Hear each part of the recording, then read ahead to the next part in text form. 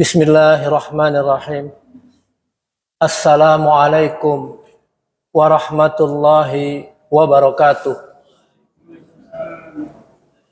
Innal hamdalillah nahmaduhu wa nasta'inuhu wa nastaghfiruh wa na'udzu billahi min shururi anfusina wa min sayyiati a'malina. May yahdihillahu fala mudhillalah wa may yudlilhu fala hadiyalah. Asyhadu an la ilaha illallah wahdahu la syarikalah wa asyhadu anna Muhammadan abduhu wa rasuluh la nabiyya ba'dah. Allahumma salli wa sallim ala Muhammad wa ala ali Muhammad kama sallaita ala Ibrahim wa ala ali Ibrahim innaka Hamidum Majid. Allahumma barik ala Muhammad wa ala ali Muhammad kama barakta ala Ibrahim wa ala ali Ibrahim innaka Hamidum Majid. Amma ba'du, faya ibadallah, jamaah Masjid At-Thayyibah yang dimuliakan Allah. Hari ini saya akan membawakan sebuah tema mengenai latar belakang mukjizat para nabi. Jadi ini merupakan suplemen buat meningkatkan keimanan dan ketakwaan kita kepada Allah. Namun sebelum itu saya ingin menyampaikan dulu bahwa kita punya teman maupun musuh, apa bedanya? Karena kita sama-sama manusia yang punya dosa, punya salah, dan punya aib. Jadi manusia itu banyak teman karena Allah menutup aib-aib kita. Kalau kita banyak musuh, berarti Allah membuka aib kita. Dan Allah berhak membuka aib-aib manusia, hambanya, baik di dunia maupun di akhirat. Untuk itu banyak-banyaklah kita berdoa agar Allah menutup aib kita di dunia dan juga di akhirat. Jadi ini pesan singkat yang mudah-mudahan bisa kita cerna sehingga kita bisa beribadah dengan baik, dengan tenang. Jadi kita dimusuhi orang nggak apa-apa. Karena pada dasarnya manusia punya kesalahan, punya dosa, dan punya aib. Jamaah yang dimuliakan Allah, kita masuk kepada materi yaitu latar belakang mukjizat para nabi. Jadi kita di sini memahami seputar mukjizat yang diberikan Allah kepada para nabi. Sebelumnya saya bacakan dulu pembukaan dasar ayat Al-Quran yaitu dalam surat Al-A'raf ayat 138. A'udzubillahi minasyaitonirrajim. Wajawazna bibani Israila al-bahr. Fa'atau ala qaumi ya'kufuna ala asnamin lahum. Qalu ya Musa aja'al lana ilahan kama lahum alihah. Qala innakum qaumun tajhalun. Dan kami selamatkan Bani Israel menyeberang laut itu. Jadi Nabi Musa memimpin perjalanan Bani Israel pada saat dikejar oleh Firaun dan mereka sampai kepada bagian utara dari Laut Merah. Lalu ketika mereka sampai kepada dataran lain di seberang, ada suatu kaum yang tetap menyembah berhala, asnam disebut ya. Mereka Bani Israel berkata, jadi setelah melihat ke sana kenyataannya, oh ada nih ternyata kaum yang masih menyembah berhala. Mereka berkata, wahai Musa, buatkanlah untuk kami sebuah Tuhan, sebuah berhala, sebagaimana mereka mempunyai Tuhan yang banyak. Lalu Nabi Musa menjawab, sungguh kamu adalah orang-orang yang bodoh, tajhalun. Sudah diseberangkan, selamat, malah meminta Tuhan lain. Al-Mu'jizat yang saya jadikan judul di kajian ini, secara bahasa artinya yang dapat melemahkan orang lain sehingga tidak bisa mendatangkan yang semisal seperti itu. Jadi kalau itu dikatakan mukjizat, artinya orang pasti nggak bisa. Kalau sama-sama bisa, buat apa Allah turunkan mukjizat? Jadi yang melemahkan orang lain sehingga tidak bisa mendatangkan yang semisal dengan itu. Lafaz al-mu'jizat tidak pernah tertulis dalam Al-Quran. Bahkan juga pada bagian ulama mengatakan di hadis juga nggak pernah melihat. Jadi yang ada adalah al-ayat dan al-bayinat. Ayat artinya tanda-tanda kekuasaan Allah, sedangkan al-bayinat adalah bukti. Bukti-bukti yang jelas, bukti tentang kenabian atau kerasulan. Allah Subhanahu wa taala berfirman, "Wa laqad ataina Musal kitaba wa qaffayna min ba'dihi birrusul. Wa ataina Isa bin Maryama al-bayyinat." Dan sungguh kami telah memberikan kepada Musa kitab Taurat. Kami susulkan setelahnya para rasul. Lalu kami berikan kepada Isa ibnu Maryam al-bayyinat. Tidak disebut Injil di sini. Disebut al-bayyinat. Jadi Nabi Isa memperoleh al-bayyinat. Makna al-bayyinat menurut Ibnu Katsir, wala hadza a'tahu Allah minal bayyinat wa hiya al-mu'jizat. Jadi oleh karena itu Ibnu Katsir berkata, Allah memberikan kepada beliau Nabi Isa tersebut bayyinat yang maksudnya adalah al-mu'jizat. Ya, wa hiya al-mu'jizat. Jadi sama. Tapi dalam Al-Quran digunakan terminologi al-bayyinat. Kemudian Allah berfirman dalam surat Ar-Ra'd ayat 38, "Wa ma kana li rasulin ayyatiya bi ayatin illa biiznillah."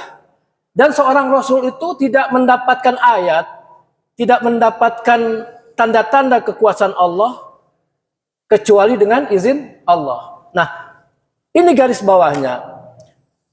Kita umat Islam seringkali melihat para nabi itu berdasarkan mukjizat. Sebagian kita bilang yang paling hebat Nabi Musa. Tongkatnya aja bisa jadi ular. Laut dipukul, airnya terbelah. Padahal itu dari Allah. Illa biiznillah. Kalau Allah tidak memberikan mukjizat itu kepada Nabi Musa, tidak mungkin bisa. Ya Musa, lemparkan tongkat itu. Ya Musa, masukkan tanganmu. Maka akan keluar tangan kamu menjadi bersinar putih. Tongkat dilepas jadi ular, dan ular yang hakikat, yang benar-benar ular. Bukan tipuan mata. Tangan disuruh masukkan ke dalam saku baju, dikeluarkan, bersinar. Perintah Allah, pukulkan tongkat ke laut, laut akan terbelah. Bukan tiba-tiba ujuk-ujuk Nabi Musa. Bisa-bisanya Nabi Musa pukul aja. Nggak bisa. Jadi itu adalah biiznillah. Dengan izin Allah. Tanpa izin Allah tidak mungkin. Jadi kata kuncinya itu. Dengan ada kata-kata biiznillah, artinya tidak ada kita bisa menyatakan Nabi ini hebat, Nabi ini kurang hebat. Nggak bisa. Jadi semua sama, itu adalah atas izin Allah. Dan seorang Rasul tidaklah mendatangkan sebuah ayat kecuali dengan izin Allah. Rasulullah SAW bersabda, "Ma minal anbiya'i min nabiyyin illa qad u'tiya minal ayati ma misluhu amana alaihil bashar. Wa innama kana alladhi utitu wahyan auhayallahu ilai. Fa arju an akuna aksarahum tabi'an yaumal qiyamah." Tidaklah ada seorang nabi kecuali diberi tanda-tanda kekuasaan Allah. Tiap nabi pasti ada tandanya. Apa tanda-tanda kekuasaan Allah yang diberikan kepadanya? Sehingga dengan tanda itu orang jadi beriman. Dengan tanda itu orang-orang menjadi beriman. Dan sesungguhnya yang diberikan kepadaku, kata Nabi, adalah wahyu. Yang utama, apa wahyu? Al-Quran. Yang paling utama. Mukjizat paling besar, ayat paling besar, al-bayyinat paling besar bagi Rasulullah adalah Al-Quran. Yang diwahyukan kepadaku. Maka aku berharap nanti di hari kiamat yang paling banyak pengikutnya adalah aku. Jadi Nabi Muhammad nanti akan menunggu pada saat kita dibangkitkan, dikumpulkan umatnya. Hadis riwayat Bukhari dan Imam Muslim. Ma'asyiral muslimin, di antara hikmah Allah menjadikan ayat-ayat atau mukjizat atau juga al-bayyinat kepada seorang nabi adalah sesuatu yang sesuai dengan keadaan atau kondisi umat tersebut. Pasti, nanti kita lihat contohnya. Sesuai dengan kondisinya. Dan bahkan lebih dahsyat dari keadaan pada saat itu. Supaya lebih menunjukkan kebenaran tentang kenabian tersebut. Allah tunjukkan. Jadi mukjizat harus lebih hebat daripada keadaan pada saat itu. Pada saat itu misalkan punya kemampuan umatnya yang besar terhadap sesuatu, kalah. Lebih besar dari teknologi yang mungkin mereka punya. Keahlian, budaya, atau ilmu pengetahuan kaum tersebut. Jadi kalah semuanya. Saya ambil contoh, yang pertama adalah negeri kaum Tsamud. Jadi kaum yang ahli memahat gunung atau bukit menjadi rumah tinggal. Kalau kita ini kan bangun rumah kita cor, bikin pondasi, pasang bata. Kalau dia enggak, lihat ada gunung dipahat jadi rumah. Lihat ada gunung dipahat jadi istana.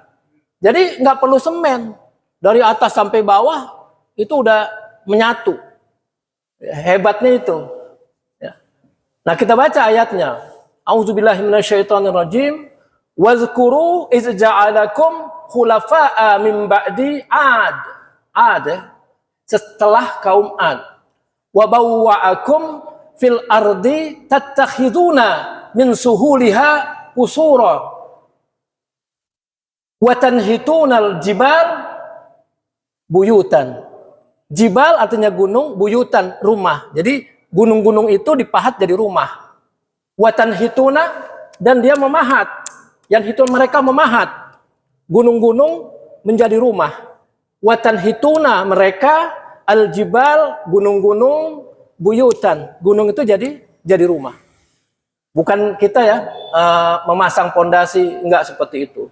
Jadi kaum Tsamud adalah kaum Nabi Soleh yang terkenal sebagai kaum yang terkuat, biasa memahat gunung untuk dijadikan rumah. Dan ingatlah oleh kalian waktu Allah menjadikan kalian pengganti-pengganti yang berkuasa sesudah kaum 'Ad. Jadi setelah kaum 'Ad, kaumnya Nabi Hud, lalu dimusnahkan oleh Allah, maka ada kaum Tsamud sebagai pengganti. Dan nabinya ada Nabi Soleh. Nabi Soleh. Dan memberikan tempat kepada kalian di bumi. Lalu kalian mendirikan istana-istana di tanahnya yang datar. Dan kalian memahat gunung-gunungnya untuk jadikan rumah. Luar biasa, sangat kuat. Surat Al-A'raf ayat 74. Ma'asyiral muslimin rahimakumullah. Ketika Nabi Soleh mendakwahi mereka. Meminta mereka supaya beriman kepada Allah. Mereka meminta kepada Nabi Soleh agar didatangkan petunjuk berupa ayat, ya, tanda-tanda kekuasaan Allah, berupa al-bayyinat, ya, bukti-bukti apa yang membuktikan bahwa engkau adalah seorang nabi. Dia minta. Lalu Nabi Saleh menyatakan setuju. Apa yang kamu minta? Lalu mereka meminta supaya Nabi Soleh bisa mengeluarkan seekor unta merah yang sedang hamil 10 bulan dari sebuah batu besar yang keras, dan mereka yang tentukan batunya. Jadi ada batu besar berupa bukit, dia tidak pahat nih untuk jadi rumah, tapi dia minta Nabi Soleh. Awal-awalnya mengejek itu. Coba keluarkan dari batu besar ini unta merah yang sedang hamil 10 bulan. Bahkan ada susunya. Kalau ini terjadi, lebih hebat mana? Orang yang memahat gunung menjadi rumah, apa orang yang bisa mengeluarkan dari batu makhluk hidup? Kan luar biasa. Akhir kata, dari batu besar tersebut, tiba-tiba batu itu bergoncang keras. Bergoncang keras, terbelah, keluarlah unta merah. Unta merah itu berjalan-jalan di negeri kaum Samud. Kalau ada orang ingin mengambil memerah susunya, ambil. Dan tidak pernah habis. Apa yang terjadi? Disembelih. Fakazzabuhu fa'aqaruha. Jadi disembelih oleh mereka malah. Jadi tanda-tanda kekuasaan Allah yang sudah ditunjukkan, bukan dipelihara, perintahnya dipelihara, kalau mau ambil susunya silakan, tapi malah disembelih. Itulah kaum-kaum zaman dahulu. Kenapa Allah selalu mengazab mereka? Jadi ini tentunya lebih dahsyat ya. Sekarang yang kedua, kita masuk kepada kaum Nabi Musa. Dan tentunya terkait dengan Fir'aun. Ada dua suku di sini. Ada suku Kipti, sukunya Fir'aun, dan ada Bani Israel. Kalau Nabi Musa dari Bani Israel, Fir'aun dari Kipti. Jadi Kipti itu adalah penduduk asli Mesir. Bahasanya Koptik, bahasa kuno pada saat itu. Sebagaimana kita ketahui bersama, pada zaman Nabi Musa alaihi wasallam sangat sekali mereka mengagungkan sihir. Para penyihir itu diagungkan, bahkan diberi tempat yang mulia. Sihir, mereka dapat menipu mata. Tali dilepas ke lantai seolah-olah itu ular. Padahal itu tipuan mata. Tidak semua orang bisa melihat bahwa itu ular. Hanya orang yang matanya tertipu melihatnya sebagai ular. Oleh karena itu Allah Subhanahu wa taala memberikan kepada Nabi Musa sebuah ayat, sebuah mukjizat, tongkatnya bisa berubah menjadi ular secara hakiki. Beneran berubah jadi ular, bukan tipuan mata.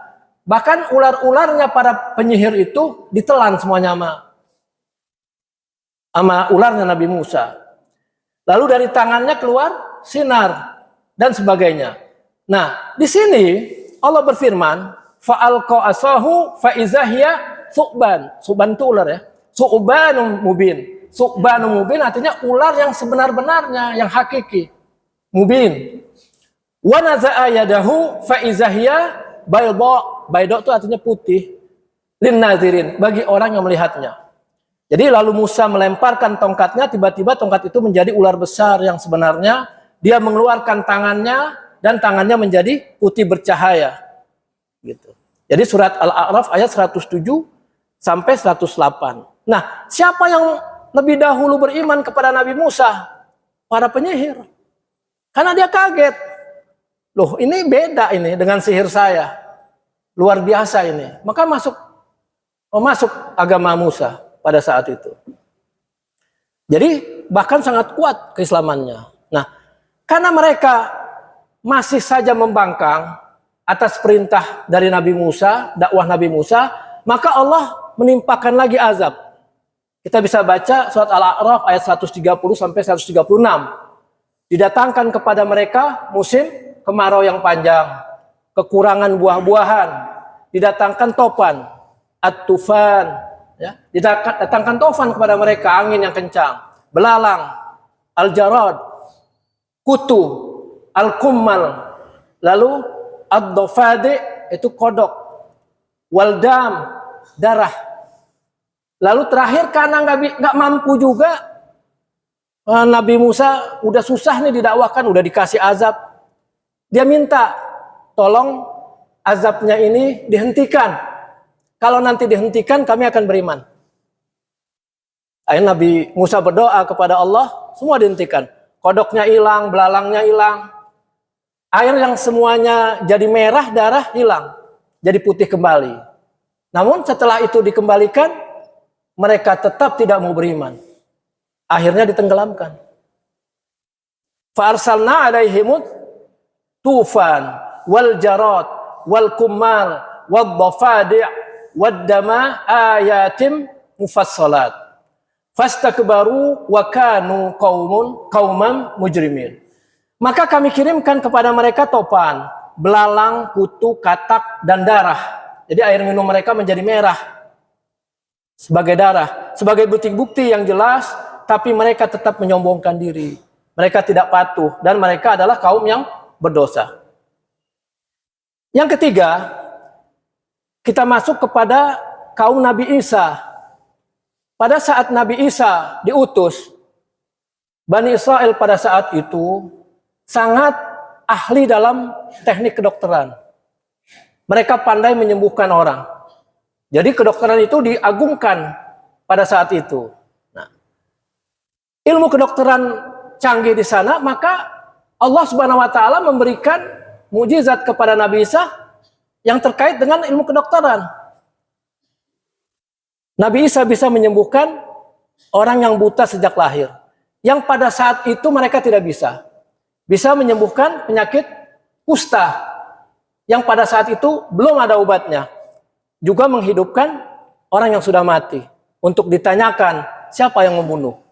Jadi itu semua adalah mukjizat atau ayat yang diberikan Allah kepada Nabi Isa. Wa istakhluqu minat-tini kahai'atit tayri bi'izni. Dan ingatlah ketika engkau membentuk tanah, atin artinya tanah, berupa burung, kata Allah, itu juga atas izinku. Nabi Isa bikin tanah, ambil tanah dibentuk jadi burung, itu juga atas izin Allah. Bukan keinginan Nabi Isa. Fatanfuhu fiha fatakunu tayran biizni. Kemudian engkau meniupnya. Setelah tanah itu dibentuk jadi burung, oleh Nabi Isa ditiup. Engkau meniupnya. Lalu menjadi seekor burung yang sebenarnya. Kata Allah, biizni. Itu juga dengan izinku. Wa tubri'ul akmaha wal abrasa biizni. Ya. Dan ingatlah pula ketika engkau menyembuhkan orang yang buta, yang sejak lahir, lalu orang yang berpenyakit kusta, itu juga dengan izinku. Wa iza tukhrijul mauta biizni.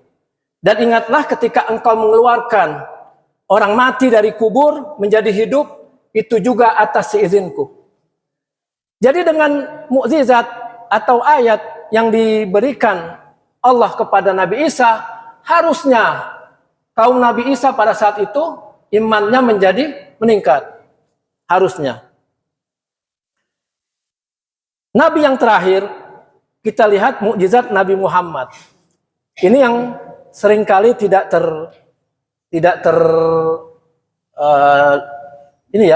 tersampaikan.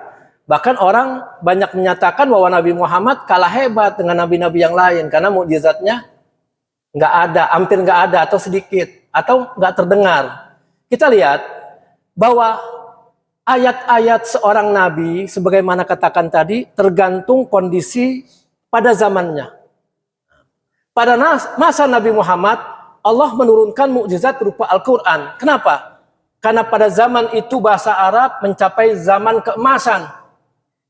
Di sana, Mekah dan sekitarnya, para penyair bertebaran, berlomba-lomba membuat syair yang indah-indah. Lalu setelah dilombakan, yang menang, syairnya digantungkan di dinding-dinding Ka'bah. Jadi pada saat itu, masalah sastra luar biasa. Lalu Allah menurunkan Al-Quran yang bisa menandingi itu. Lalu Allah tantang, kalau kalian bisa membuat Al-Quran, minta tolong jin, minta tolong siapa aja manusia silakan, pasti nggak bisa. Jangankan satu Al-Quran, 10 surat juga nggak bisa. Jangankan 10, satu surat juga nggak bisa. Nah, pada saat itu ada juga kaum-kaum yang mencela Nabi Muhammad. Salah satunya adalah Musailamah bin Habib, disebut Al-Kazab, pembohong. Dia membuat syair yang menurut dia menandingi surat Al-Fil. Bunyinya Al-Fil, Mal-Fil, wa ma adraka mal-fil, lahu khurtumu tawir. Itu kan kayak syairnya anak TK ya, kalau kita sekarang ya. Gajah, gajah. Apa itu gajah? Gajah memiliki belalai yang panjang. Itu kan syair-syair atau tulisan puisinya anak-anak. Jadi pada saat itu dia bilang itu untuk menandingi surat Al-Fil. Lalu dia juga membuat syair yang berjudul Bulu. Ya wabar, innama anta iradun wasadar, wasairuka hafrun naqar. Wahai bulu, judulnya bulu. Kalau kita lihat bulu ini bisa juga disebut wol ya. Wol yang bulu yang bisa terbang, enteng. Sesungguhnya kami hanyalah sebutan katanya. Muncul sedangkan keseluruhanmu adalah lubang. Apa hebatnya? Kalau menurut saya tuh biasa-biasa aja. Syair-syair biasa. Jadi namanya Al-Kazab, Musailamah, dia mengaku nabi. Mau menandingi Nabi Muhammad. Allah Subhanahu wa taala berfirman, "Qul la in ijtama'atil insu wal jinnu ala ay ya'tu bimisli hadzal Qur'an la ya'tuna bimislihi walau kana ba'dhum li ba'din dhahira." Katakanlah seandainya manusia dan jin berkumpul semuanya untuk mendatangkan yang semisal Al-Quran, niscaya mereka tidak akan bisa mendatangkannya meskipun sebagian mereka membantu sebagian yang lain. Lihat surat Al-Isra ayat 88. Dan juga Allah berfirman, am yaqulu naftarah qul fa'tu bi asyri suwarin mislihi muftarayat wada'u man istata'tum min dunillahi in kuntum shadiqin. Fa in lam yastajibu lakum fa'lamu annama unzila bi ilmillahi wa alla ilaha illahu fahal antum muslimun. Bahkan mereka berkata bahwa Muhammad ini telah mengada-ngada dengan adanya Al-Quran ini. Mengada-ngada dibilang. Kalau demikian, kata Allah, datangkanlah 10 surat aja yang semisal dengan Al-Quran. Ajaklah siapa saja di antara kamu yang sanggup membuatnya, jika kalian adalah orang-orang yang benar. Maka jika mereka tidak mampu memenuhi tantanganmu, maka katakanlah, ketahuilah bahwa Al-Quran diturunkan dengan ilmu Allah. Ya, dengan ilmu Allah. Bahwa tidak ada sesembahan yang berhak disembah selain Dia, apakah kalian mau berserah diri? Jadi kalau udah nggak mampu buat, ya udah berserah diri aja, tawakal kepada Allah. Lihat surat Hud ayat 13 dan 14. Juga Allah berfirman dalam surat Al-Baqarah, wa in kuntum fi raibin mimma nazzalna ala 'abdina fa'tu bi suratin min mislih wada'u syuhada'akum min dunillahi in kuntum shadiqin. Fa in lam taf'alu wa lan taf'alu fattakun nar allati waquduhan nasu wal hijarah uiddat lil kafirin. Dan seandainya kalian ragu terhadap apa yang kami turunkan kepada hamba kami ini, maka datangkanlah 1 surat saja. Ini udah turun nih. Dari 10 jadi 1 surat aja. 1 surat aja. Ajaklah oleh kalian saksi atau penolong kalian selain Allah. Syaratnya jangan menyertakan Allah. Kalau kalian adalah orang-orang yang benar. Seandainya kalian tidak bisa melakukannya, dan pasti kalian tidak akan bisa, maka takutlah dengan neraka yang bahan bakarnya adalah manusia dan batu, yang disediakan untuk orang-orang yang kafir. Surat Al-Baqarah ayat 23. Mereka orang-orang kafir tetap meragukan Al-Quran dan mengatakan bahwa Al-Quran bukan dari Allah, tapi dari Muhammad. Muhammad yang menulis.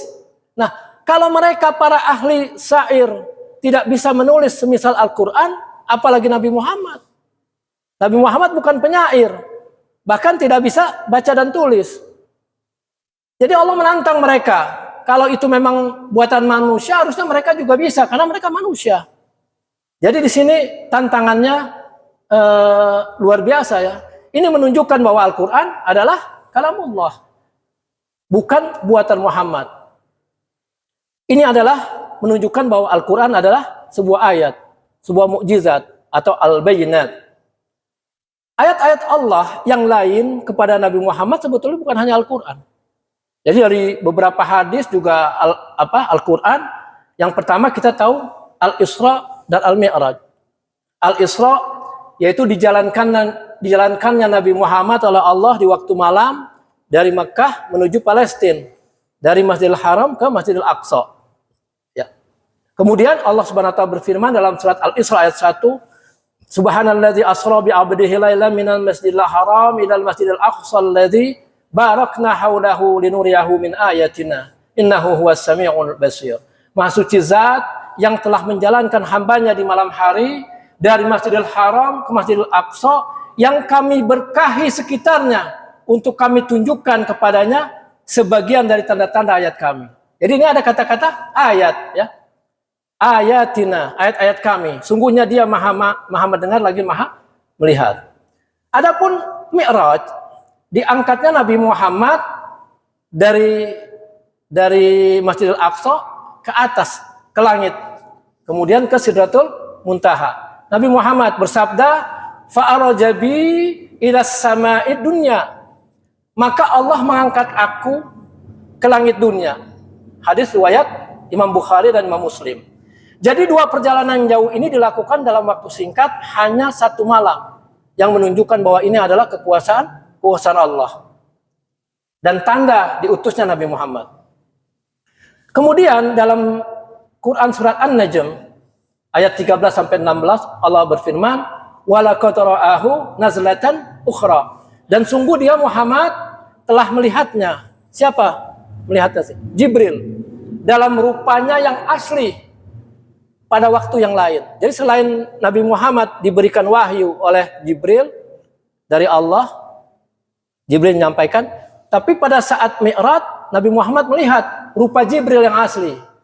Inda Sidratil Muntaha. Melihat Jibril itu di Sidratil Muntaha. Indaha Jannatul Ma'wa. Di dekat Sidratil Muntaha itu ada surga tempat tinggal. Muhammad melihat Jibril ketika Sidratul Muntaha diliputi oleh sesuatu yang meliputinya. Ma'asyiral muslimin rahimakumullah. Yang kedua adalah bulan terbelah. Ini ada di surat Al-Qamar ayat 1 dan 2. Iktarabatis sa'ah wan syaqqal qamar. Wa in yarau ayatan yu'ridu wa yaqulu sihrum mustamir. Telah dekat kiamat. Ini zaman Nabi Muhammad aja dalam ayat ini dikatakan saat itu udah dekat kiamatnya. Telah dekat kiamat dan bulan telah terbelah. Jadi bulan terbelah ini adalah salah satu ayat tanda-tanda kenabian Nabi Muhammad. Apabila mereka melihat satu ayat, maka mereka berpaling dan mengatakan ini sesungguhnya adalah sihir yang dilakukan terus-menerus. Dari Anas bin Malik yang mengatakan bahwa penduduk Mekah, kaum musyrik, pernah meminta kepada Nabi Muhammad agar Nabi Muhammad bisa memperlihatkan satu tanda, mukjizat, yaitu terbelahnya bulan. Jadi kaum musyrik yang minta, kalau betul Nabi Muhammad itu betul-betul Nabi, Rasul, maka belah bulan itu. Nah, itu ada di surat Al-Qamar 1 yang tadi saya baca. Kemudian dalam riwayat lain, Anas berkata, fa'arahumul qamar shiqqatain. Kalau siqqah terbelah, shiqqatain artinya terbelah dua. Hatta ra'au hira'an bainahuma.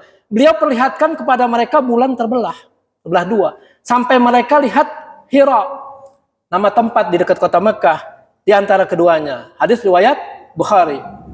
Lalu di hadis yang lain, Anas bin Malik berkata, sesungguhnya penduduk Mekah itu telah meminta Rasulullah Shallallahu Alaihi Wasallam untuk menunjukkan satu tanda kekuasaan. Maka beliau Shallallahu Alaihi Wasallam memperlihatkan kepada mereka terbelahnya bulan. Itu hadis riwayat Bukhari dan Muslim. Lalu hadis lainnya, firqatan fauqal jabal wa firqatan dunah. Terbelah dua. Satu belahan di atas gunung, belahan lainnya di sisi yang berbeda. Ini hadis riwayat Bukhari. Ternyata NASA sudah melakukan penelitian. Jadi pada bulan itu pada saat diteliti terdapat sejumlah besar celah-celah pada bulan. Jadi di permukaan bulan itu banyak celah, retakan yang kemudian tersambung kembali. Seolah-olah kita berada di permukaan logam yang pernah putus dan dilas kembali, merapat lagi. Lalu ilmuwan NASA tersebut menyebut fenomena ini sebagai release are still a topic of research. Jadi fenomena celah ini masih dalam proses penelitian sampai dengan sekarang. Bahkan hingga sekarang, celah ini masih membingungkan para ilmuwan dalam menjelaskan penyebabnya. Jadi bulan itu ada garis yang seolah pernah patah dari sisi sebelah sana ke sisi sebelah sini. Pernah patah, kemudian dilas kembali seolah-olah. Sampai sekarang nggak bisa membuktikan NASA apa penyebabnya. Jadi orang menduga tandanya masih ada. Wallahu a'lam. Yang ketiga, batu yang mengucapkan salam kepada beliau.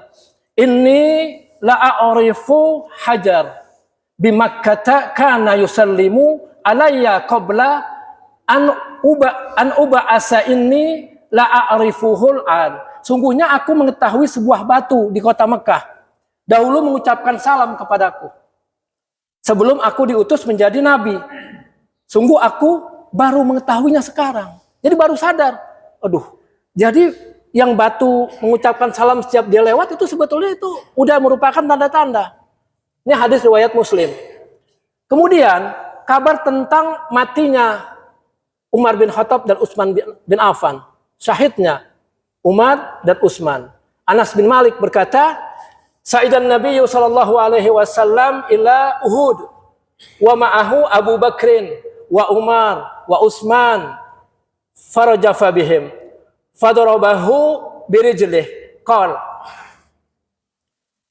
isbut uhudu fama alaika illa nabi ya siddiqun au syahidan. Jadi kata Nabi Muhammad pada saat beliau naik ke atas gunung bersama Abu Bakar, Umar dan Utsman, maka bergetarlah gunung Uhud. Seolah mau cari tahu nih siapa nih yang naik ke gunung Uhud. Kemudian Nabi menghentakkan kakinya ke gunung Uhud. Setelah ditentakan gunung Uhud, lalu Nabi berkata, tenanglah wahai Uhud, tidak ada di atasmu kecuali seorang Nabi, seorang Siddiq, Abu Bakar Siddiq yang kedua, dan 2 orang syahid. Ya, au syahidan, 2 orang syahid. Jadi ini hadis riwayat Bukhari. Jadi benarlah apa yang dikatakan Rasulullah, karena Umar dan Utsman wafatnya dibunuh, meninggal dalam keadaan syahid. Yang terakhir, menangisnya batang pohon kurma. Berkata Zabir ibnu Abdillah radhiyallahu anha, ini salah. Rasulullah SAW biasa berdiri di atas sebatang pohon kurma ketika berkhutbah. Nabi Muhammad berkhutbah di sebelah batang kurma. Setelah dibuatkan mimbar, kami mendengar suatu pada batang kurma tersebut, seperti suara teriakan unta yang sedang mengandung. Sehingga Nabi SAW turun lalu meletakkan tangannya di atas batang kurma tersebut. Setelah itu batang kurma tersebut pun diam. Nanti kita lihat kenapa. Dahulu Masjid Nabawi bertiangkan batang pohon kurma. Maka dahulu Nabi SAW apabila khutbah, beliau berdiri di dekat salah satu batang tersebut ketika dibuatkan mimbar. Ya. Kemudian beliau berkhutbah di atasnya. Jadi udah pindah. Tadinya berdiri depan batang kurma, setelah dibuatkan mimbar, Nabi Muhammad berada di atas mimbar. Jadi Nabi Muhammad dan sahabat mendengar ada rintihan dari pohon kurma tersebut. Dalam hadis lainnya Nabi SAW bersabda, bakat alama kanat tasma'u min zikr. Sesungguhnya ia menangis karena zikir yang dulu biasa ia dengar. Jadi ini hadis riwayat Bukhari nomor 2095. Hadirin yang mulia, inilah yang bisa saya sampaikan. Mudah-mudahan apa yang saya sampaikan bisa menjadikan suplemen untuk meningkatkan keimanan kita. bagaimana dahulu manusia melihat langsung ya mukjizat, ayat ataupun al-bayyinat. Mudah-mudahan dengan kisah itu iman kita menjadi meningkat. Subhanakallahumma wa bihamdik asyhadu an la ilaha illa anta nastaghfiruka wa natubu ilaik. Billahi taufik wal hidayah wal afu minkum. Wassalamualaikum warahmatullahi wabarakatuh.